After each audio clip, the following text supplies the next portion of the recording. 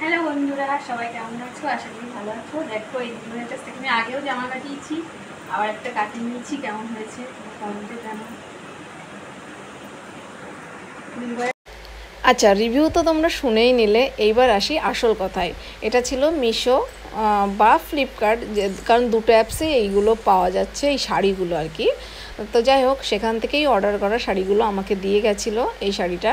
তো যাই হোক, বলেছিল যে একটা ফুল গাউন বানিয়ে দিতে। এটা কিন্তু একটা কি বলবো, একটা একটু নেট নেট কাপড় দেখতে অনেকটা, তার মধ্যে ছিল একটা রাবার প্রিন্ট, মানে সাদা কালারের, বুঝতেই পারছো, একটা ছিটে ছিটে দেওয়ার মতো একটা রাবার প্রিন্ট। খুব সুন্দর, কিন্তু কাপড়টা খুব সুন্দর, একটু দেখতে কি হয়, গর্জিয়াস কাপড় হয়। তো যাই হোক, বলে দিয়েছিল যে একটা ফুল গাউন বানিয়ে দিতে। গাউন কিন্তু দু রকমের বানানো হয়, ফুল গাউন আর হাফ গাউন। হাফ গাউন হয় কম কাপড় থাকলে হাফ গাউন হয়, আর বেশি কাপড় থাকলে ফুল গাউন হয়। যেহেতু একটা ফুল শাড়ি, 9 মিটারের একটা শাড়ি দিয়ে ফুল গাউন আরামসে হয়ে যায়।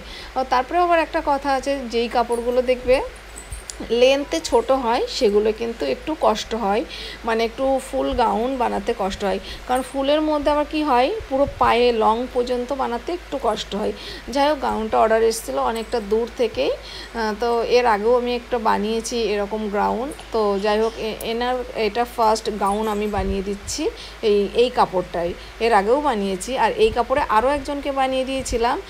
সেটা ছিল আরও একজন, ওনার বাড়িটা আমার ঠিক মনে নেই, বাট এই কাপড়ে আমি আরও একটা বানিয়েছি। যাই হোক, প্রথমে ভেবেছিলাম যে আমি হয়তো রিভিউটা দিতে পারবো না, কারণ আমি বলেছিলাম যে আমার এই গাউন পরা একটা ছবি থাকলে সব থেকে ভালো হয়, যেহেতু ব্লাউজের ছবি, ব্লাউজগুলো খুব ছোট হয়, তো ছবিগুলো দিতে একটু সুবিধা হয়। কিন্তু গাউনের ছবি না, মানে ফুল একটা স্কিনে মানে আসে না, পুরো গ্রাউন্ডটা আমি বোঝাতে পারবো না। তো তার জন্য ভাবছিলাম যে হয়তো দিতে পারবো না।